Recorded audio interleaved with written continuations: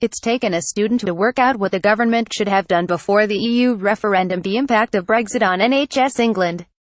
And her findings stand as a dire warning.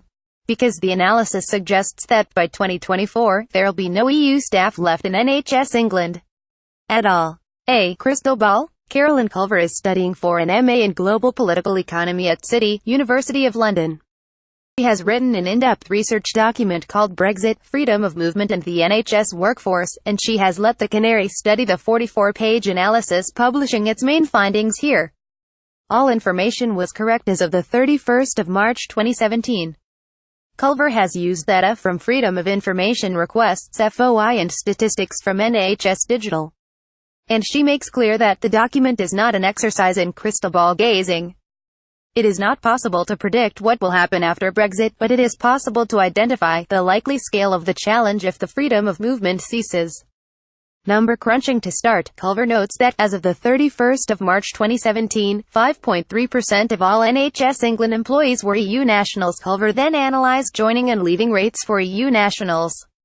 And she found that, while numbers of EU nationals were still rising since the referendum, the rate had significantly slowed. She found the same trend, a slowing of staffing increases in figures for British nationals and people from the rest of the world. But Culver's additional research found that EU nationals join and leave NHS England at a higher rate than all staff, therefore the turnover or churn of EU staff is greater. So after much number crunching, Culver drew a dire conclusion that, by 2024, there could be no EU nationals left working in the NHS.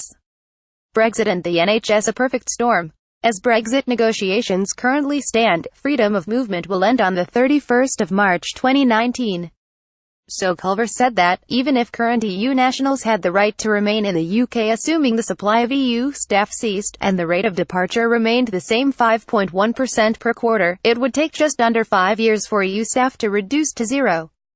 This assumes that there is not an increase in the rate of EU staff leaving, but there might be if EU citizens dislike the final, settled status deal. Specifically, all EU nurses, midwives, and healthcare staff could have left by 2021, and all doctors by 2024. And if this happened now, Culver calculates that in South London, for example, the NHS would be short of 24.6% of the doctors it needs and 29.3% of nurses. Ultimately, what Culver's study shows is that, if the NHS currently has a recruitment crisis, then it will be in chaos after Brexit. With the health service already struggling to fill vacancies, the situation could be unmanageable in just 7 years' time. It's a disaster waiting to happen, and the government must address it now.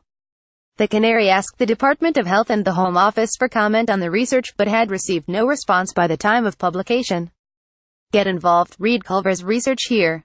You can contact Culver about her research on Twitter at Carolyne Culver or via email protected. Join the Canary so we can keep holding the powerful to account. Featured image via Flickr YouTube.